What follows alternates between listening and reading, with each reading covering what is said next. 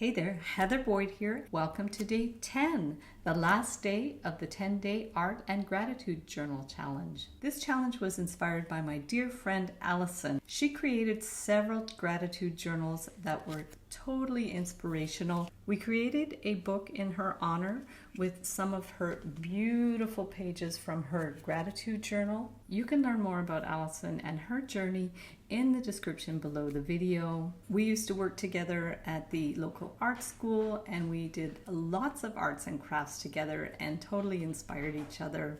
This is my gratitude journal that I created in her honor with lots of unexpected inspiration. I'll also link up where you can purchase this 8x8-inch sketchbook. I just love the square size. And without further ado, let's get into today's challenge. Today I created a special heart font in Allison's honor with the inspirational word breathe.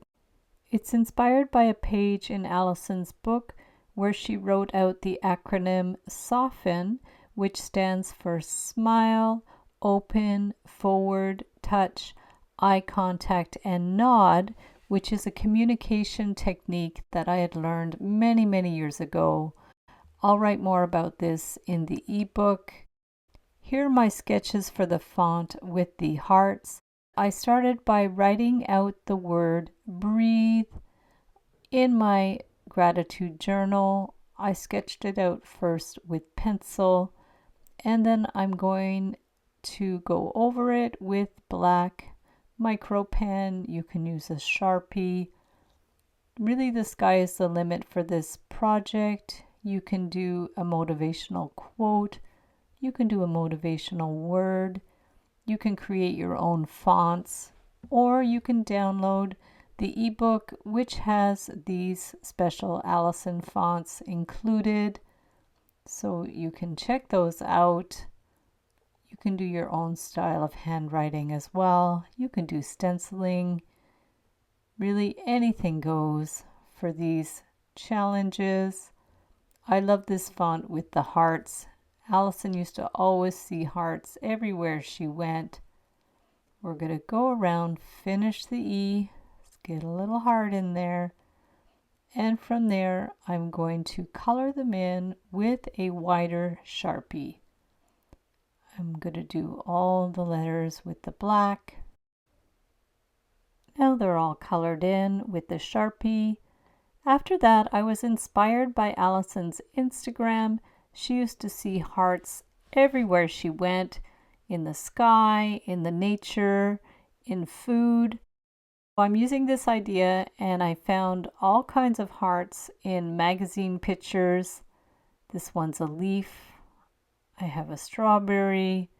I found all kinds of things that looked like hearts and cut them out.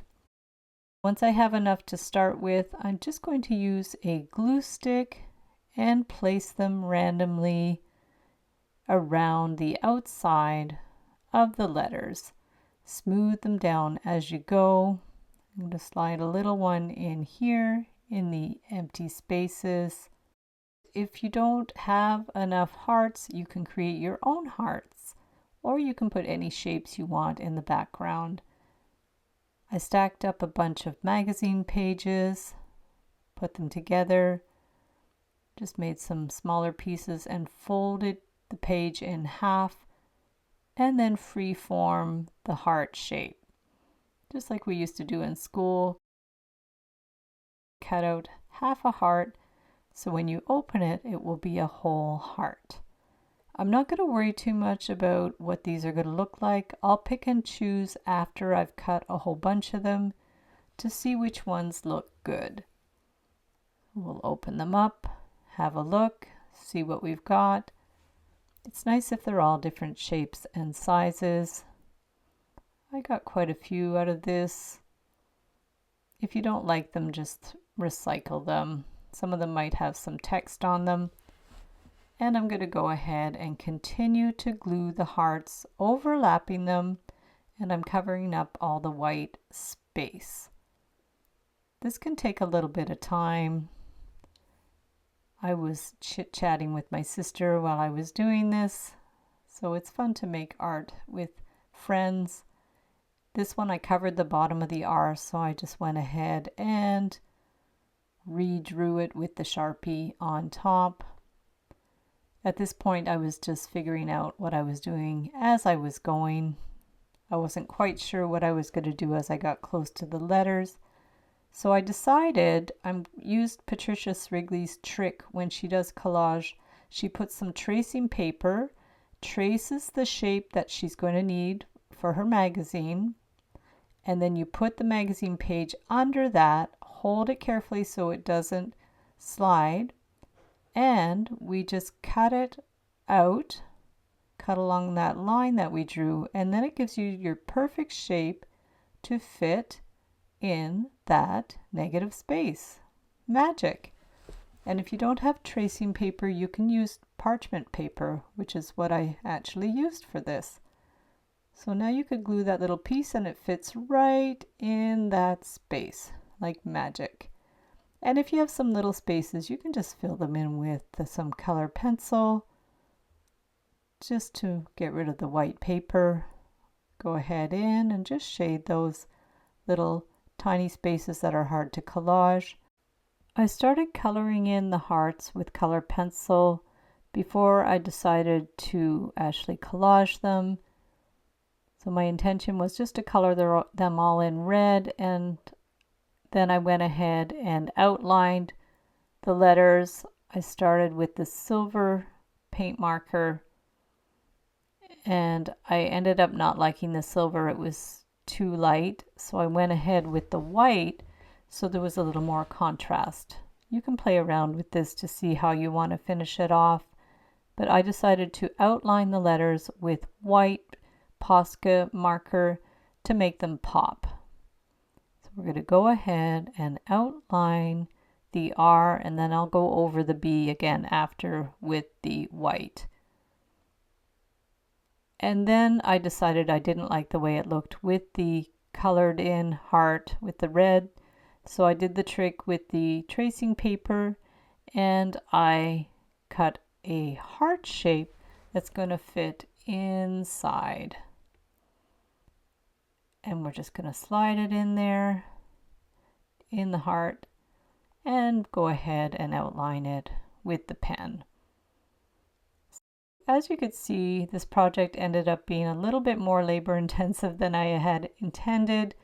You could also just collage your whole background and then put the letters on top. Do whatever you feel works for you. It's just a really fun project to work around an inspirational word to feel gratitude.